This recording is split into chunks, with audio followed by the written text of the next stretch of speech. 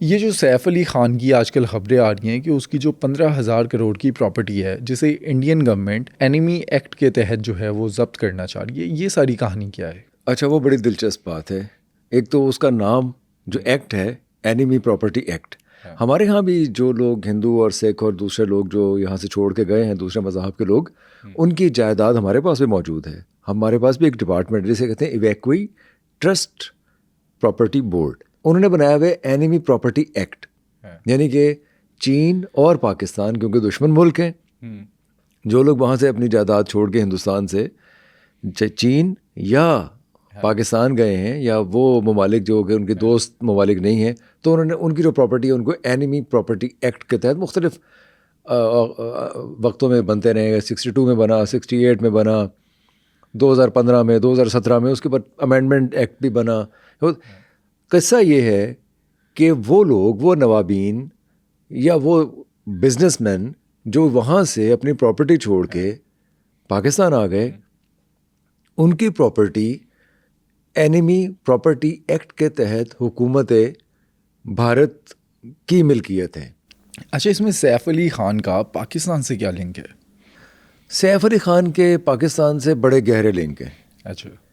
सैफ अली ख़ान की दादी की बहन आबिदा सुल्तान साहिबा बहुत ज़बरदस्त खातून थी, और उनके वालिद थे नवाब हमीदुल्लाह ख़ान, जो कि भोपाल के नवाब थे। वैसे भोपाल एक ऐसी रियासत है जहाँ पे 4 मुसलमान ख़ातीन नवाब रही हैं, डी फैक्टो नवाब। अच्छा। आबिदा सुल्तान, उससे पहले उनकी वालिदा, फिर उनसे पहले उनकी वालिदा, ये रही हैं। मर्द नवाब भी थे, लेकिन लेट 19th और अर्ली 20th सेंचुरी का जो दौर है उसमें 4 ख़ातीन ही नवाब बीन रही हैं वहाँ। अच्छा। जिनमें आबिदा सुल्तान भी थी। ख़ास तौर पर जब उनके वालिद नवाब हमीदुल्लाह ख़ान वॉर के सिलसिले में बिज़ी हो गए कहीं, तो उन्होंने कहा कि कैबिनेट आप ही संभालें।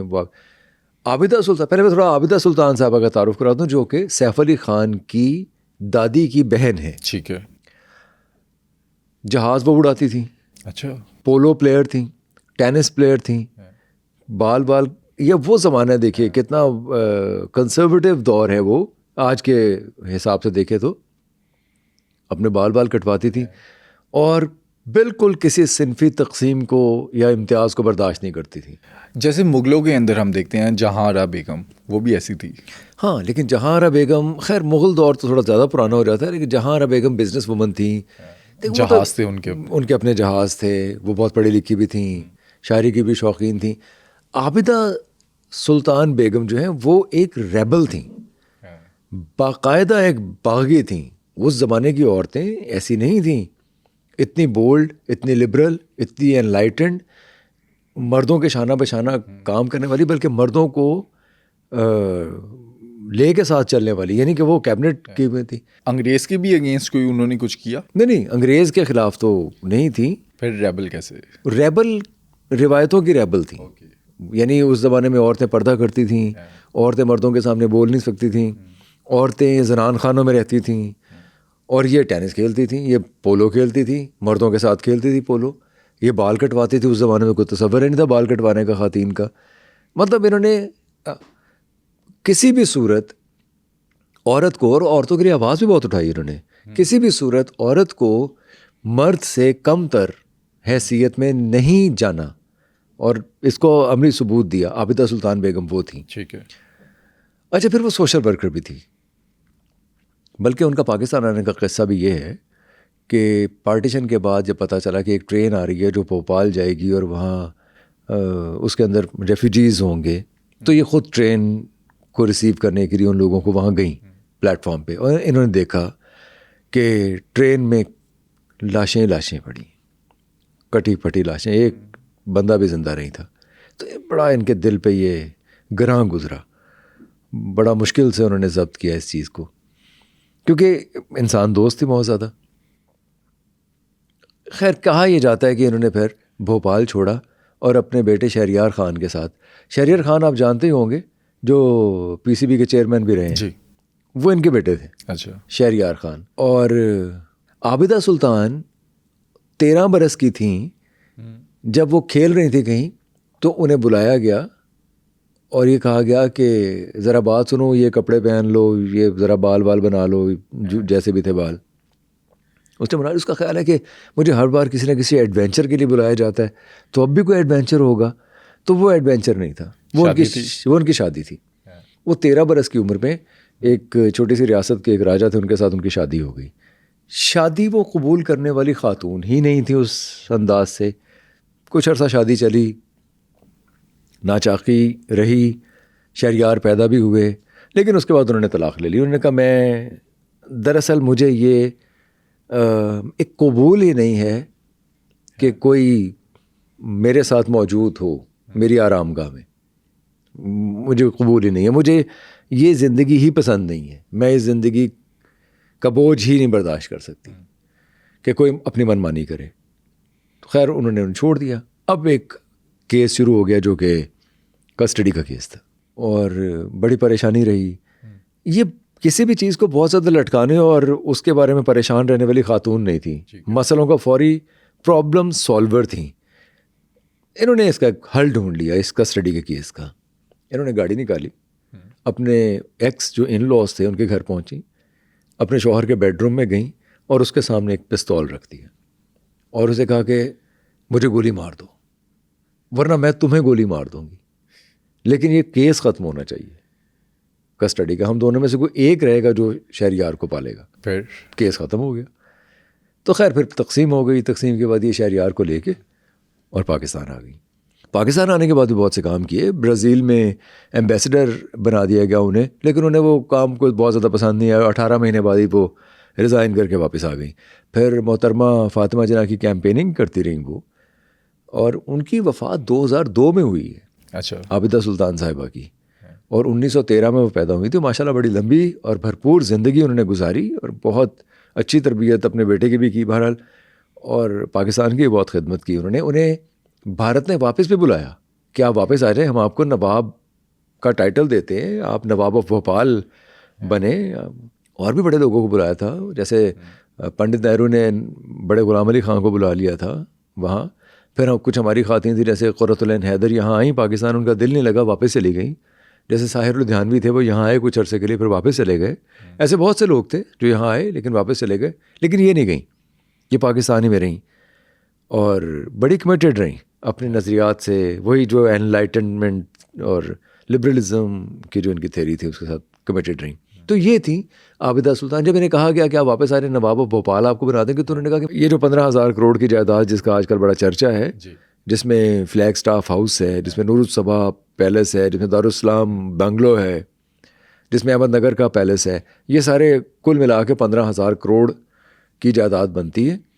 तो ये बेसिकली भोपाल की जायदाद है जो आबिदा सुल्तान ने अपनी बहन साजिदा सुल्तान को गिफ्ट कर दी थी।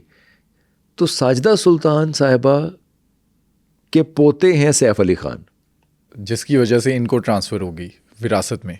नहीं, ट्रांसफ़र ही का तो मसला है। मैं थोड़ा पहले आपको बता दूं कि साजिदा सुल्तान साहिबा की शादी किससे हुई। उनकी शादी हुई नवाब इफ्तिखार पटौदी से। बिल्कुल ठीक है। वो पटौदी साहब जो थे, वो जो इनके दादा थे, वो इंग्लैंड और इंडिया दोनों की तरफ से टेस्ट क्रिकेट खेल चुके हैं। नवाब इफ्तिखार अली ख़ान पटौदी के बेटे थे नवाब मंसूर अली ख़ान पटौदी, टाइगर पटौदी जिन्हें कहते हैं, उनके बेटे हैं सैफ अली ख़ान। जायदाद ट्रांसफ़र नहीं हुई। ये जो एनिमी प्रॉपर्टी एक्ट है, इसमें जब अमेंडमेंट्स हुई हैं, अमेंडमेंट्स के बाद ये तय पाया कि जायदाद हुकूमत भारत ही की रहेगी, उसी के, हाँ, कस्टोडियन उसके जो रह सकते हैं वो रह लें, जो भी रहना चाहता है। तो वैसे तो स्टेट टू स्टेट ये वेरी भी करता है थोड़ा सा, लेकिन कस्टोडियन रहेंगे। अब भी कोई मसला नहीं है, ये शोरगुल बहुत मचा हुआ है। अब भी सिर्फ ये है कि उन्हें सिर्फ जाके कोर्ट में ये बताना है कि कस्टोडियन मैं हूँ। सैफ अली ख़ान ने कहीं जायदाद जाने वाली नहीं है, कोई परेशानी वाली बात नहीं है। मतलब जब्त नहीं होगी? नहीं, कुछ भी जब्त नहीं होगा। इसकी एक मिसाल है, पहले आपने राजा साहब महमूदाबाद का नाम सुना होगा। राजा साहब महमूदाबाद कायद-ए-आज़म मोहम्मद अली जिन्ना के दोस्त भी थे।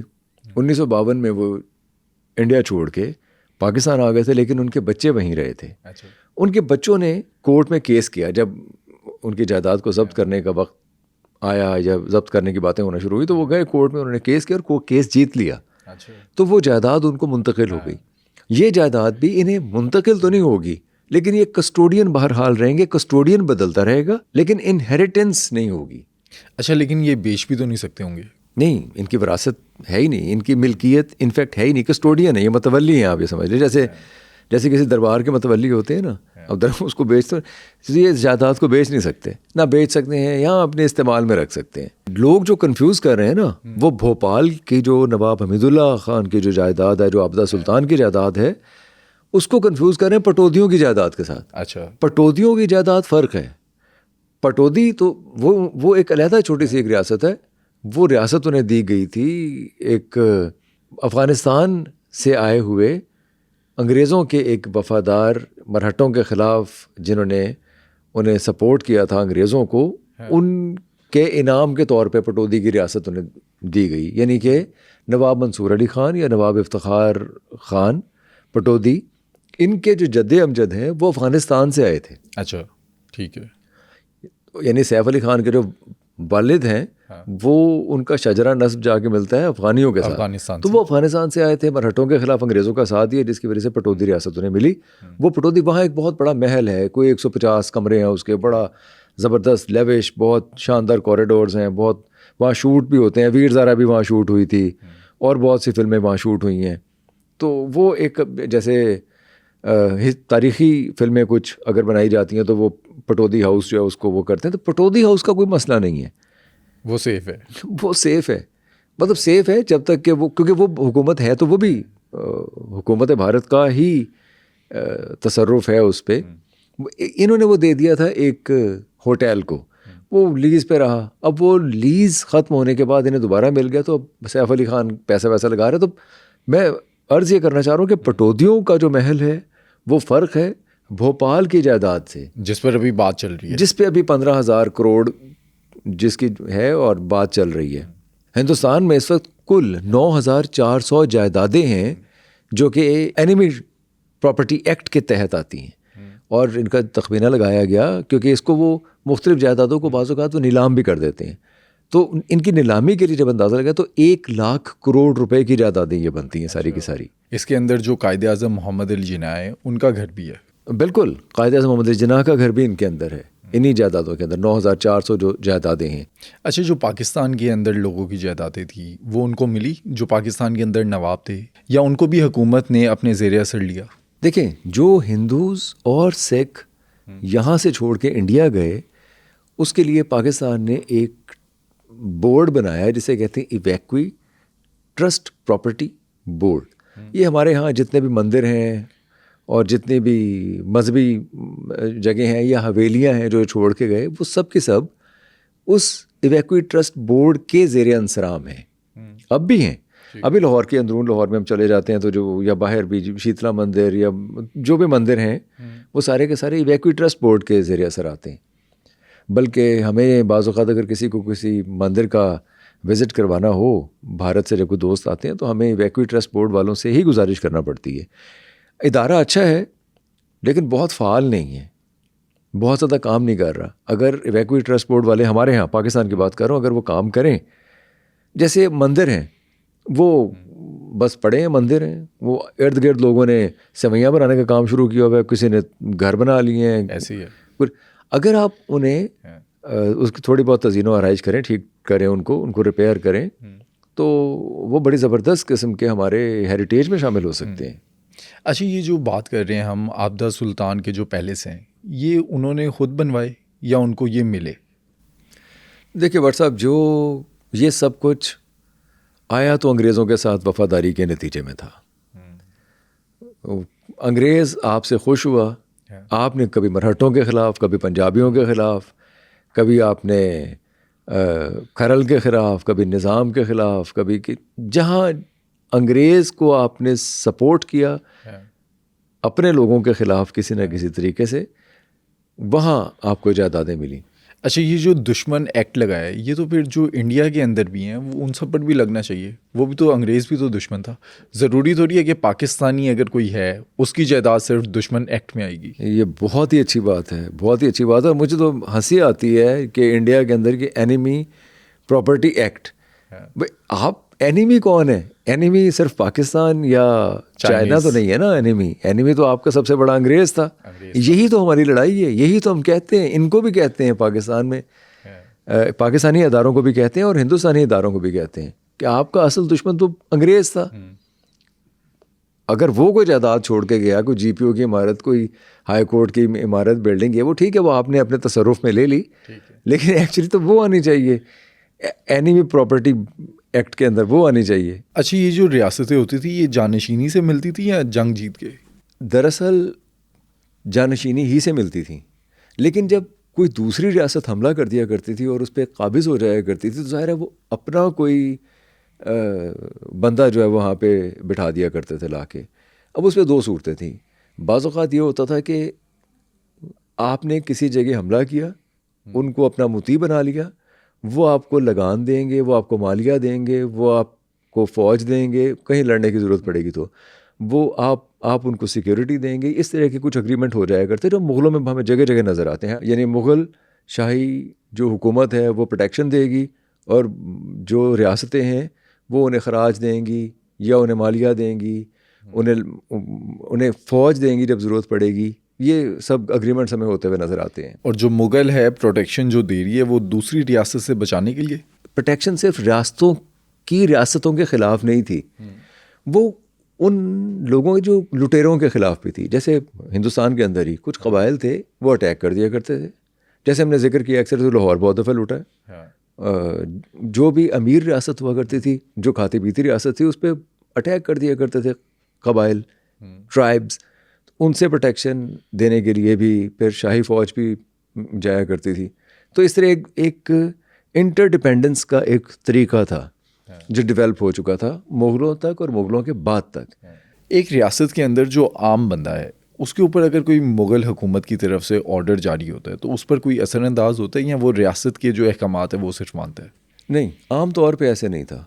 आम तौर, और ये अंग्रेज़ों के अहद तक रहा है, आम तौर पे फॉर एग्ज़ाम्पल बंगाल का या हैदराबाद का या अवध का कोई शहरी है, वो उसके ऊपर कोई शाही कानून मुंतबिक लागू होता नहीं था, ना वो करते थे, क्योंकि किसी हद तक एक टैसिट अंडरस्टैंडिंग थी या एक अग्रीमेंट आप कह लीजिए, एग्रीमेंट भी था कि रियासतें अपने क़वानीन, अपना वाली निज़ाम, गैकवार या राजे महाराजे वही बनाते थे। वो जो डायनेस्टी हुआ करती थी वही बनाया करते थे, और कोई लिखे पढ़े क़वायद या कानून तो थे नहीं। रिवायतें होती थी, उन रिवायतों को फॉलो कर रहे होते थे, लेकिन ये नहीं था कि शाही ख़ानदान की कोई उसूल या कोई कानून आप अवध में, बंगाल में या हैदराबाद में रहने वाले किसी शख्स के ऊपर इम्प्लीमेंट करते। कोई ऐसा स्ट्रक्चर था नहीं, कोई ऐसा कानून था भी नहीं।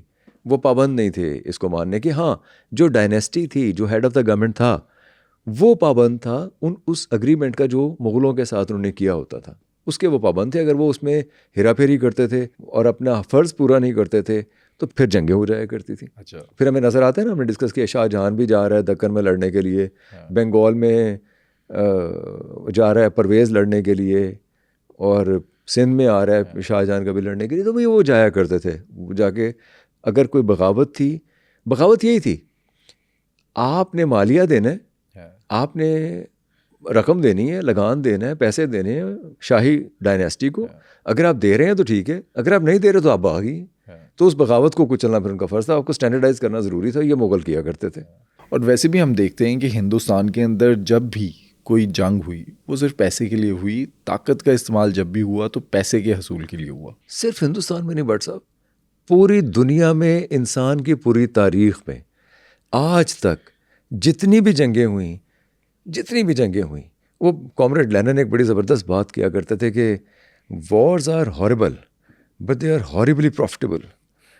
वो जंगें होती ही इसलिए